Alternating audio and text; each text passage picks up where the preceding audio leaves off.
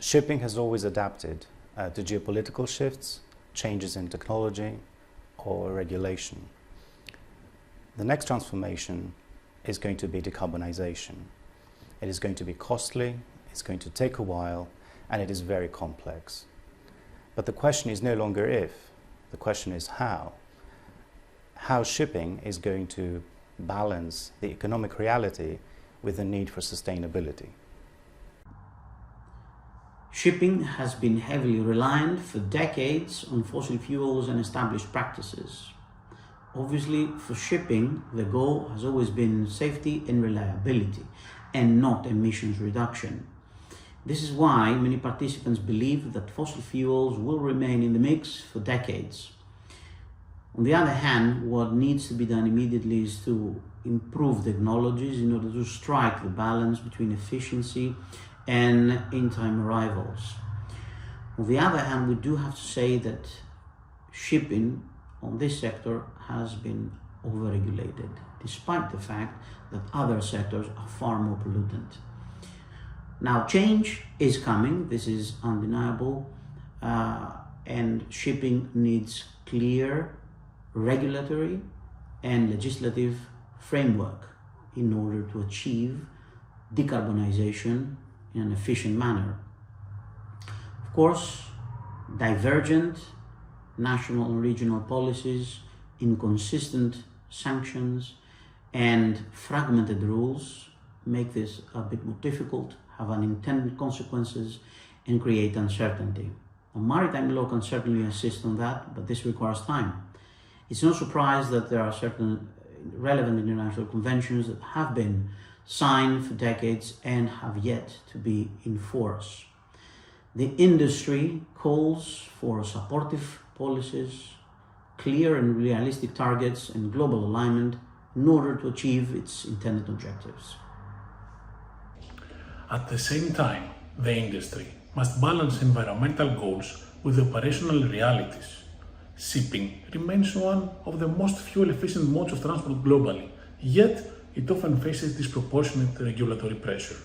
The challenge is to find solutions that are both practical and sustainable, supporting decarbonization while keeping global trade moving efficiently.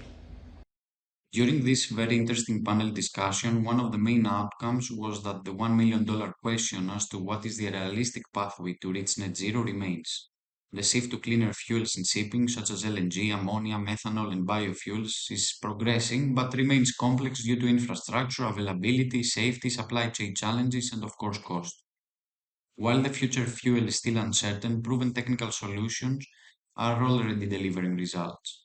Operational measures like digitalization and energy-saving devices offer immediate scalable emission reduction, and frankly, they can be applicable regardless of the actual fuel. In other words, we can say they are fuel agnostic, as these technologies reduce consumption and therefore fuel cost. Technology enables immediate efficiency gains. High-frequency data capture, AI-driven analytics, and operational optimization can reduce emissions by up to 10% or more on the existing fleet with the existing fuels. Voyage optimization, technical management, commercial decision-making, these can all be transformed into high-impact optimization tools through the power of data. But the tech alone isn't sufficient. As anyone who's tried to implement digital solutions will know, human adoption is often the make or break factor.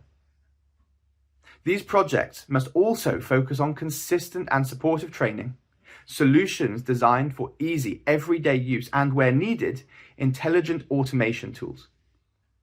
With this approach, we can ensure safety, crew well-being, and realize the maximum potential of these new technologies.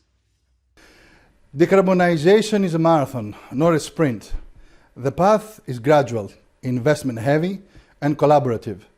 With coordinated action, innovation, and international frameworks, shipping can actually transition responsibly, ensuring a sustainable, competitive, and future-ready industry. Every stakeholder, from ship owners to regulators, must embrace the change proactively, fostering a culture where sustainability drives every decision. Only then can the industry achieve measurable, long-term impact. By investing in cleaner fuels, smarter operations, and innovating technologies today, the industry can secure not only environmental benefit, but also economic resilience and a competitive edge. The choices made now will define the maritime sector for generations to come, providing that sustainability and profitability can go hand in hand. From oil to green, tradition or transition, the decarbonization dilemma. The answer is yours.